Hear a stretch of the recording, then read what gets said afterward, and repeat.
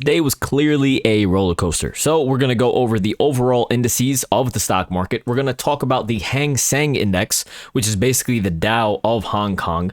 And we're also going to talk about why I said I was going to buy calls in Baba, JD, and Baidu. All right, so without further ado, let's get right into it. So today, Chinese companies took a huge hit because China's antitrust regulator ordered Tencent to give up its exclusive music licensing rights. All right, Tencent is China's largest company. It's worth over $700 billion. All right, and they were slapped a fine for anti-competitive behavior, marking yet another development in Beijing's ongoing crackdown on domestic internet titans. So that was not good news for the Chinese tech sector. Tencent ended up falling 7.7%. Alibaba ended up falling 6.3%. And the Hang Seng Tech Index fell 6.5%. Okay? So this is a chart of the Hang Seng Index, the HSI. And you can clearly see that today was not a very good day. Okay? So seeing antitrust news in China, especially when the US and China are trying to have mutual conversations about monitoring large tech companies and cracking down on the strength and the monopolies that these large tech companies have, all of this negative news in China trickled into our stock market, which is why we fell very sharply during the day. Okay, so going back to the HSI, today at around 12:30, I said that I wanted to look for a bounce in Baba, JD, and Baidu, which are all very large Chinese companies that are traded on our stock market so that we can trade them, essentially, right? And I saw that the HSI was extremely outside of the lower level of the B band, right? As you can see. And it is extremely oversold on the RSI and on the MACD. So from a technical standpoint, a potential bounce in the HSI was a potential good play, right? So that's why I alerted that.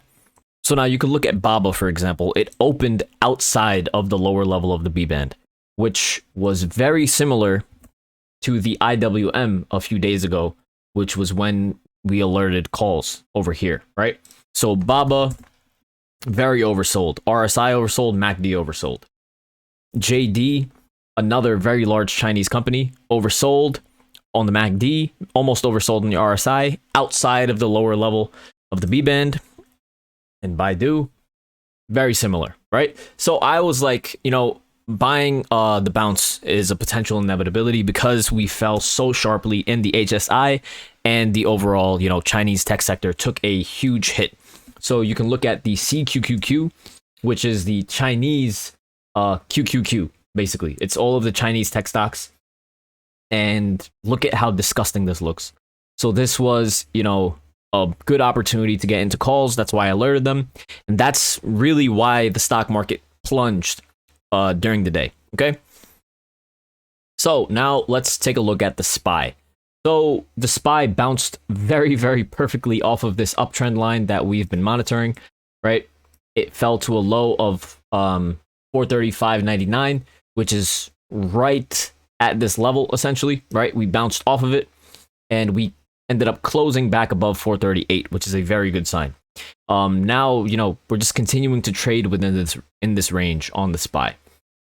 We can still see that we're very overbought on the MACD. We fell a bit lower on the RSI, which is a good sign. And I was saying that as long as we do hold above this trend line and above 438, this level of support is going to be very important. And potentially we can then begin to trade along this black trend line here that was acting as resistance all throughout here. And if we can cross back above, then you can see that we've been trading above this black trend line. And that would be extremely powerful for the SPY. But for now, we just have to take it one day at a time. And news like that really causes a disturbance in the overall market. So, yeah, that's really it for the SPY. Now we can go ahead and check out the IWM. So this is the IWM, a bit of a messy chart here, but we did hold above these trend lines here. We fell down to 215.38 today, which was essentially, we bounced off of this trend line that that was the lower level of a bull flag, but it ended up failing. So I extended it all the way to the right, and now this acted as support today as well. So the more levels of support that we have, it gives us a better understanding and bias towards the direction of the market. And the fact that we closed above these two darker green trend lines, this one and that one, right? The fact that we closed above those two trend lines here, that's a good sign, okay, for the IWM. Overall, we can see that the IWM is still very overbought as well. The RSI is, falling. Obviously, we fell today, so that is an overall good sign. We need to see whether or not the IWM can stay above 217. If it can't stay above 217, then a retest of this lower trend line is going to be very likely. So we just need to monitor whether or not we can, stay above 217. And then we need to reclaim and trade above 218, which is this these two trend lines here. Okay, so if we can trade above that area, then we can hold above this area and we can start trading much higher. So again, it's just we just have to monitor these things day by day. We can take a look at the US 10-year yield, which is a good indicator of how the IWM is going to work. And you can see that the US 10-year yield had a red day today as well, very clearly, because the IWM was also red, right? Now let's go ahead and take a look at the NASDAQ, the dollar, and the bonds. So today on Twitter, I also gave potential levels of support where I would be bullish above and bearish below for the day. So the NASDAQ, I said that 365.49 was a very important level. 365.49 right here. We ended up cracking below 365.49 and bouncing off of the 20 exponential moving average at 360.16.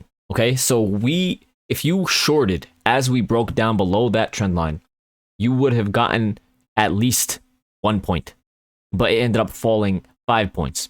So that was a very, very, this was a very important level of support. And we saw a dramatic fall in the NASDAQ because the Chinese tech sector took a huge hit.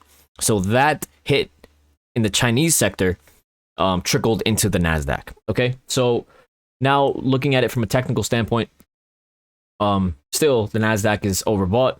The RSI sharply fell, which is a very good sign. It sharply fell, but it basically, didn't completely eradicate. So that is a good sign.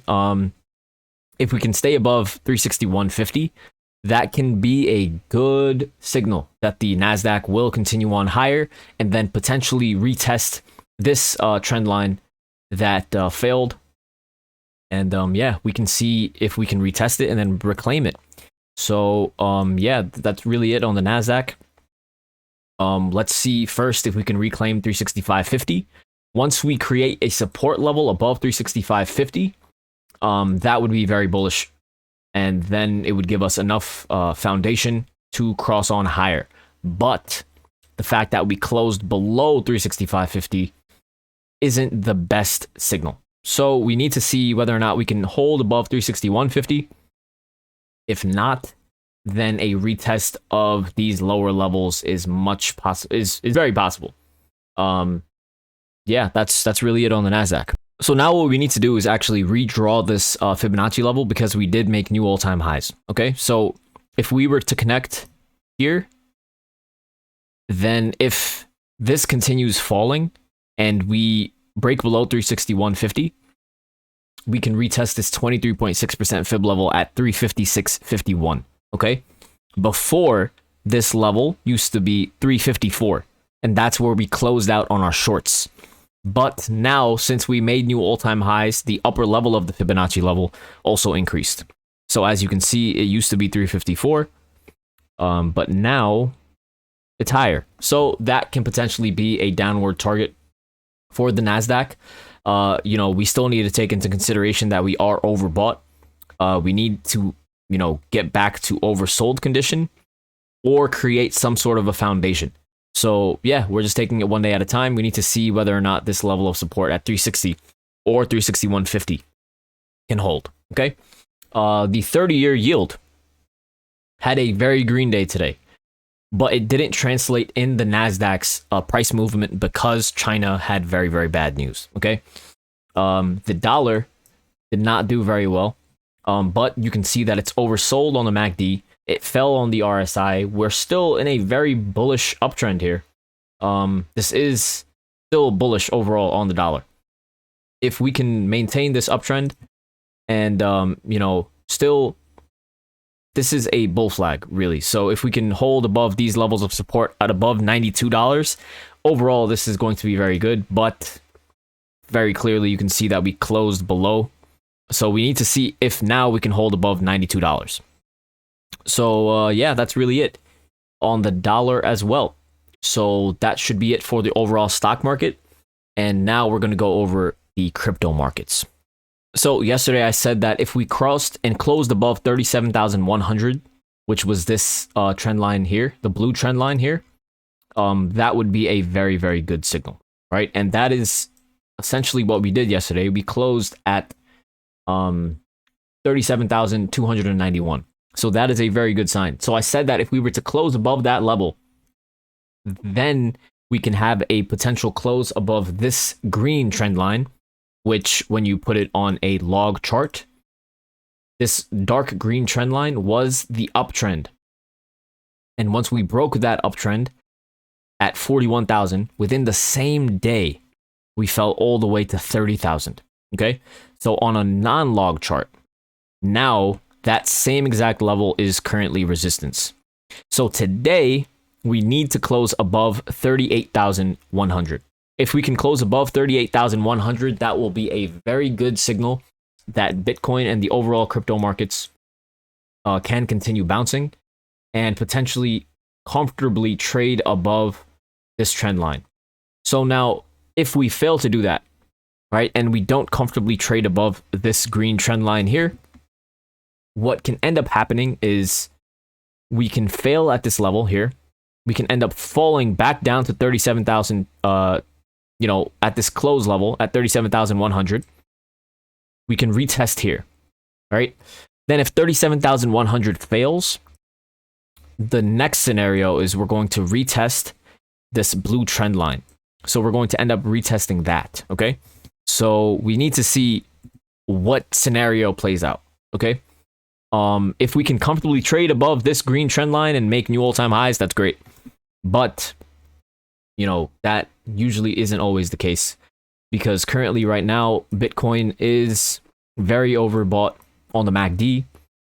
It's also almost overbought on the RSI.